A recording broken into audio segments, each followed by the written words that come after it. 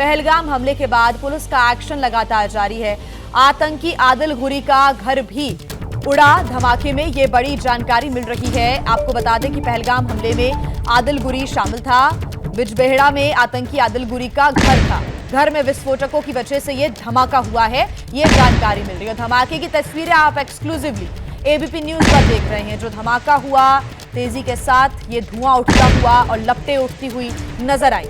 बता दें कि पहलगाम हमले में आदिल का नाम भी शामिल है, ये जानकारी मिल रही है। ऐसे में पुलिस का जो एक्शन है वो लगातार जारी है। पुलिस अलग अलग इलाकों में जाकर तफ्तीश कर रही है, कई घरों में जाकर छापामार कार्रवाई की जा रही है, तलाशी ली जा रही है।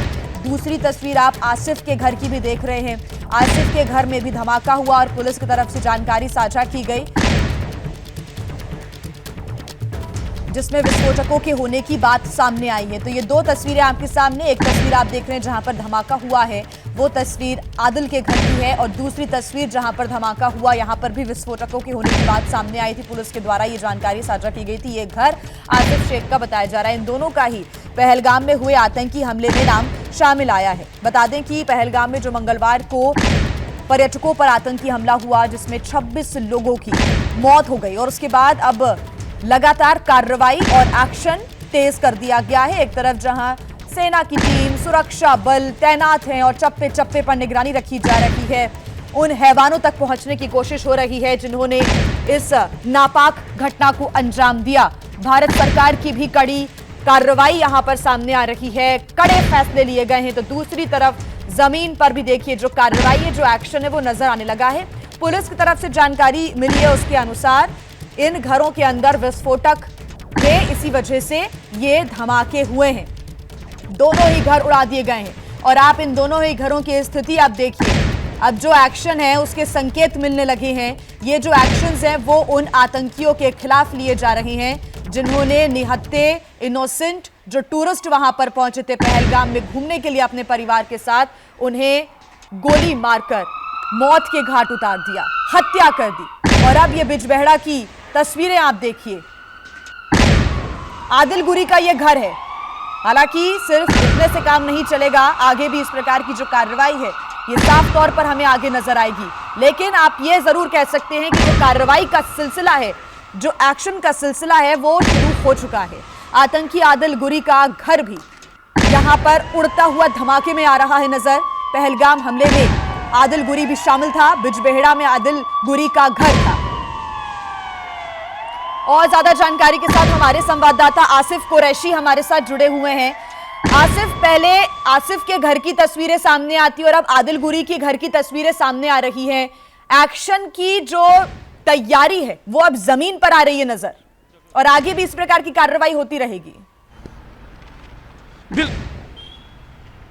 बिल्कुल जी, देखिए जिस तरीके से जम्मू कश्मीर पुलिस अब एनआईए के साथ मिलकर पहलगाम हमले की साजिश को बारे में जानकारी हासिल कर रही है, उसी का नेक्स्ट स्टेप ये माना जा रहा है। जिस तरीके से उन सक्रिय मिलिटेंट्स के घरों को निशाना भी बनाया जा रहा है, तलाशी अभियान भी चल रहा है, जिनके बारे में ये पुलिस की तरफ से संभावना जताई जा रही है कि उनका हाथ इस हमले के पीछे हो सकता है। आज रात में 2 जगह पे जो छापेमारी हुई थी, जिनमें बिजबेहड़ा में, गोरी गांव में आदिल के घर में तलाशी अभियान चलाया जा रहा था। इसी तरीके से जो त्राल में, आरिपल में आसिफ शेख के घर में भी तलाशी अभियान चलाया था। पुलिस ने दोनों घटनाओं के बारे में एक साझा बयान जारी करते हुए ये कहा है कि तलाशी अभियान के दौरान दोनों घरों में जब तलाशी ली जा रही थी, यहाँ पे संदिग्ध विस्फोटक मिला था, जिसमें तलाशी के दौरान विस्फोट हो गया और दोनों घर जो है वो धमाके में उड़ गए।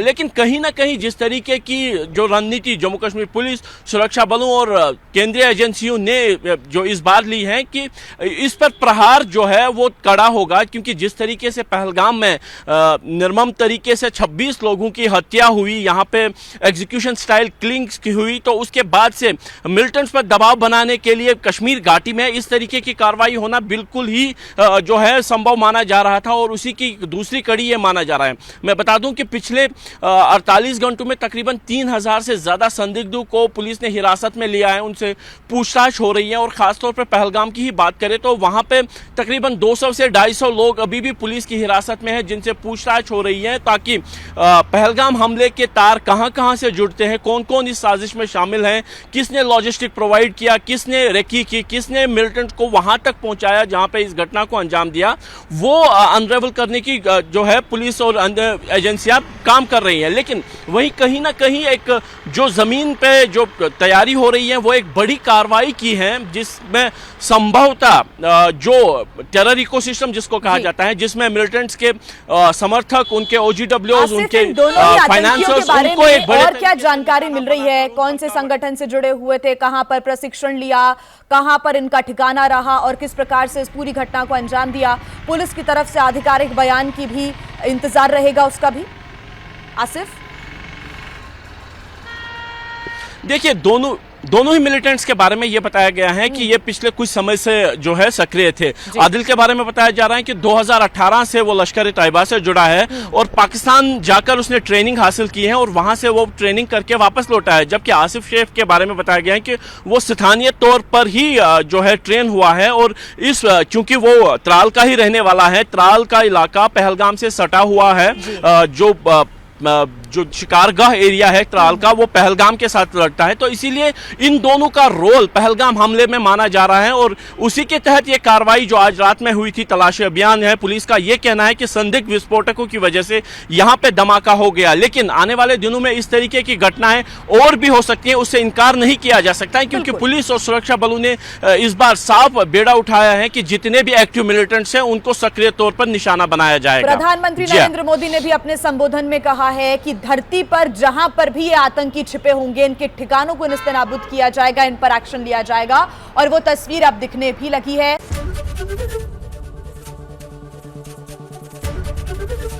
एबीपी गंगा, खबर आपकी, जुबान आपकी।